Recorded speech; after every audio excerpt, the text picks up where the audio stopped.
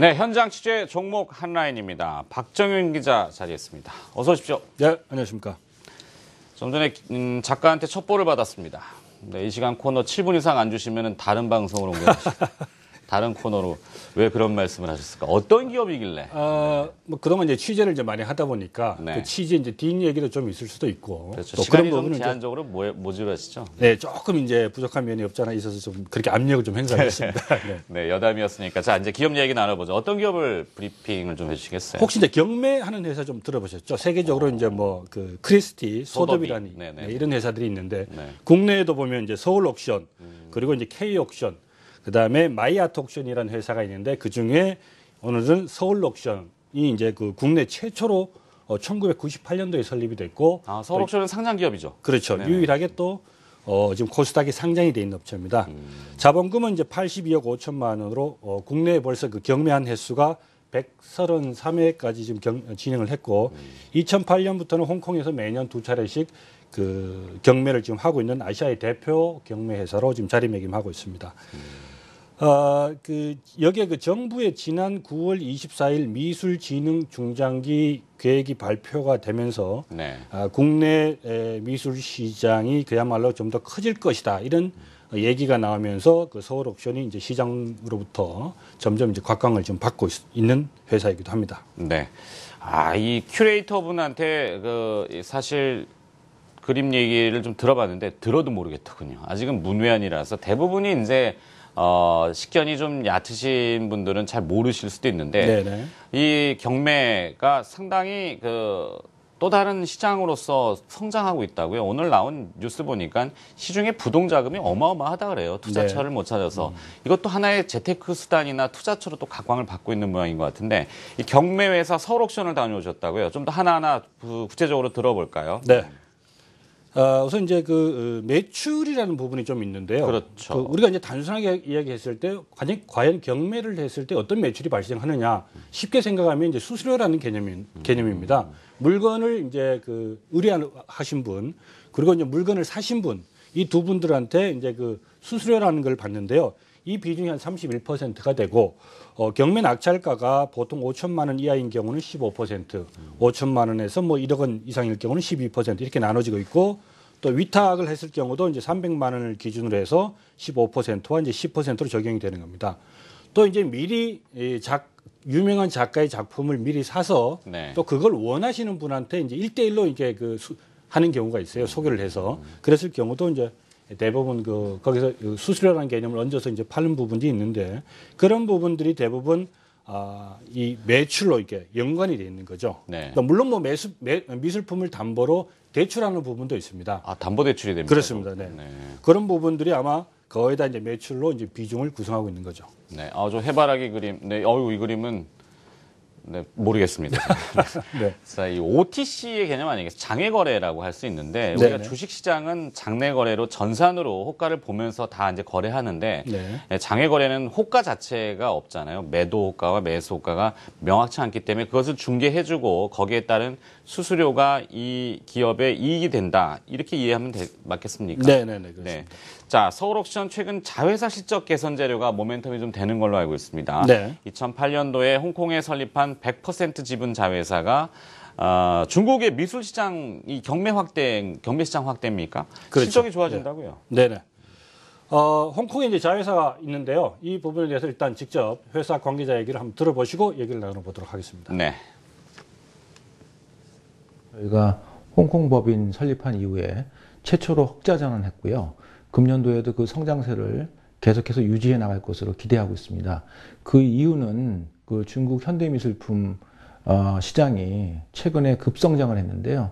상대적으로 지금 그 한국 미술품 시장이 굉장히 저평가에 있다라는 그런 인식들이 컬렉터들 사이에 공유가 되고 있습니다. 그래서 이완 선생님을 중심으로 해서 김한기 그리고 김창렬 선생님들 그리고 한국의 메인스트림을 대변할 수 있는 단색화 장르의 작가분들께서 맹활약을 하고 계시기 때문에 홍콩 시장도 계속해서 상승세를 이어나갈 수 있을 것 같다. 홍콩 법인이 이제 그 곽광을 받는 이유는 국내 유명 작가들의 작품을 해외 진출하기 위한 하나의 교두보 역할을 하는 것인데요. 중국 콜렉터들, 아까 이제 말씀한 수집가들이 얘기하는데 네네. 이분들이 한국 작품을 굉장히 싸게 지금 평가를 하고 있습니다. 아까 말씀드린 그 이우환 작가 같은 경우는 아주 세계적인 작가인데요. 한 점당 그림이 만 몇십억씩 하지만 우리나라 경제 규모에 비하면 아직까지 싸다는 인식이 네. 이 중국 컬렉터 사이에 분명히 퍼져 있다고 합니다. 그렇기 때문에 이 홍콩 법인들은 홍콩 법인은 앞으로도 이 실제 계속 개선될 거로 지금 평가를 하고 있고요. 홍콩 법인은 올해 매출 25억 원, 순이익 10억 원 정도가 예상이 되고 내년에는 매출이 한 30억 그리고 순이익이 한 15억 정도로 지금 예상을 하고 있습니다. 네.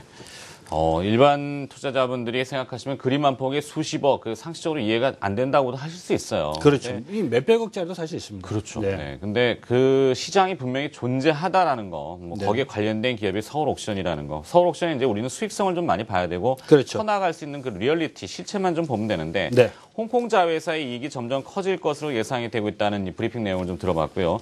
지난 8월에는 온라인 경매인가요? 네. 이비드나우. 이건 또 런칭이 됐는데 이커머스 요즘 그 전자상거래가 있긴 합니다만 이 온라인 경매라는 것도 가능성이 좀 있어 보입니까? 그렇죠. 이 그 크리스티하고 소더비가 이제 그쪽들도 이제 그 온라인 경매를 하는데 네. 이 비드 나우라는 게 앞에 이라는 거는 이제 온라인이라는 거고 비드라는 거는 비딩 이제 응찰한다는 의미고 나우라는 거는 지금 그러니까 지금 인터넷에 들어가서 응찰을 해라 이런 의미가 되겠습니다. 올해 이제 그 처음에 그 지난 8월달에 8월달에 이제 실시를 했는데요. 20대, 30대, 40대의 이 그 고객들이 평균 한 100만 원 정도의 그 물품, 그러니까 그게 미술품이 됐든 조각품이 됐든 이런 부분을 이제 직접 경매를 통해서 사는 거죠. 그러니까 어떻게 보면 이게 이제 저변이 확대되는 부분이고 올해 이제 10월 달에도 지금 예정이 돼 있고 올해는 한 2개월마다 한 번씩 하고 내년에는 이제 1개월마다 한 번씩 지금 준비를 하고 있습니다. 이 부분에 대해서도 회사 관계자 얘기를 직접 들어보겠습니다. 세계 미술품 경매 시장에서 그 최근에 그 메가 트렌드 중에 하나가 온라인 경매 활성화입니다. 온라인 경매 활성화를 통해서 좀 더 미술품을 대중화할 수 있고 또 저변을 확대할 수 있고 신규 고객을 발굴할 수 있기 때문에 상당히 관심들을 많이 갖고 하고 있는데요.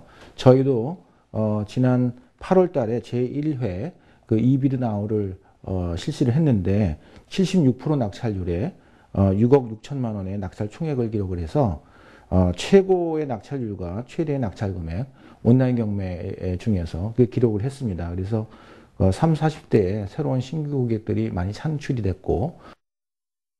네.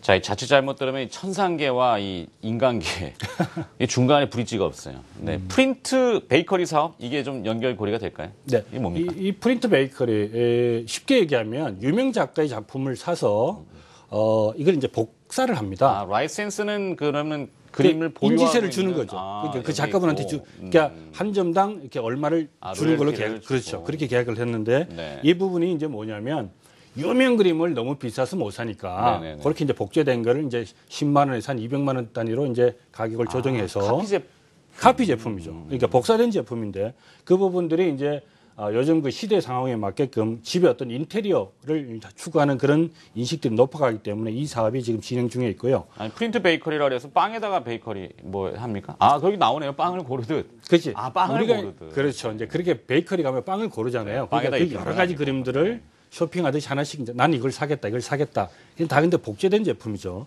올해 이 사업에 대해서 한 35억, 그리고 내년에는 60억, 16년에는 95억 정도의 매출을 지금 기대를 하고 있습니다. 네.